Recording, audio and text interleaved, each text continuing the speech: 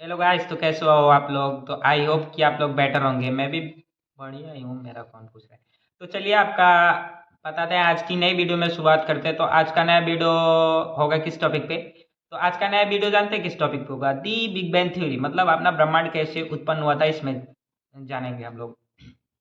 तो इसको किसने दिया था ये जानना ज़रूरी है, कब दिया था ये जानना ज़रूरी है। तो इसको दिए थे अपने जॉर्ज लिमेट्री नामक करके वैज्ञानिक थे, जो 1927 में बताया था कि हाँ ऐसा कुछ हुआ था।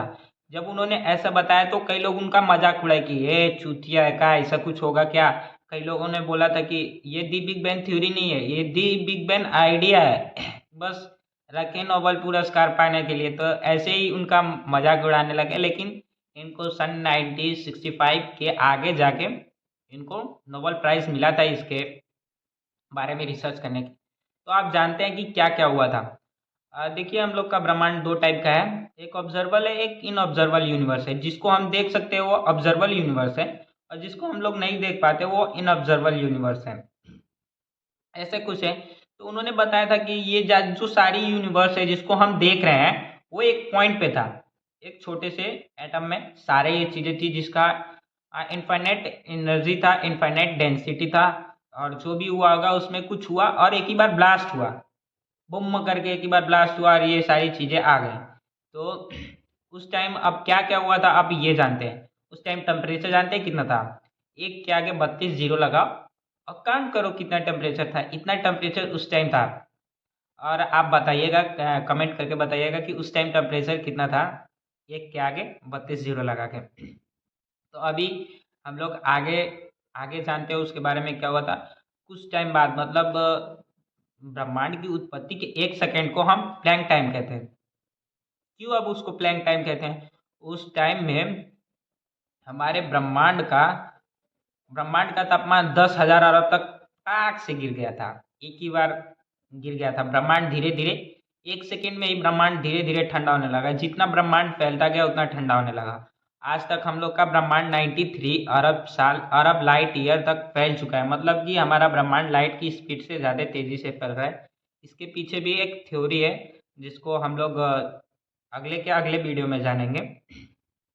और अभी बात करते हैं कि अब आगे क्या हुआ था।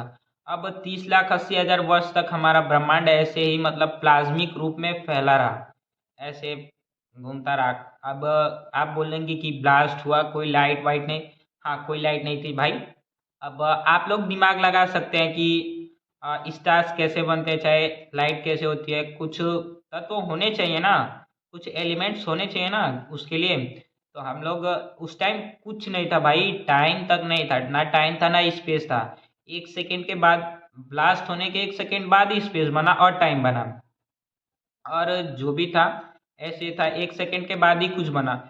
फिजिक्स के कोई रूल उस पर काम नहीं करते थे। जो छोटा आइटम था जिसमें सारी चीज़ें थी ये, उसमें कोई फिजिक्स का रूल काम नहीं करता था। 1 सेकंड के बाद फिजिक्स के रूल लगना शुरू हो गए थे।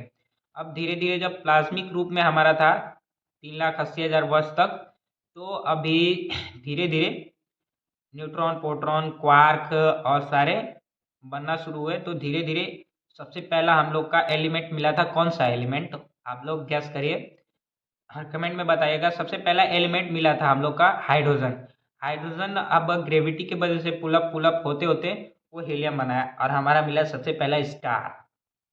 और उसके बाद से धीरे धीरे गैलेक्सीज, नेबुलाज और जो सारी चीज़ें हम लोग ऑब्जर्वल यूनिवर्स में देखते हैं वो मिला।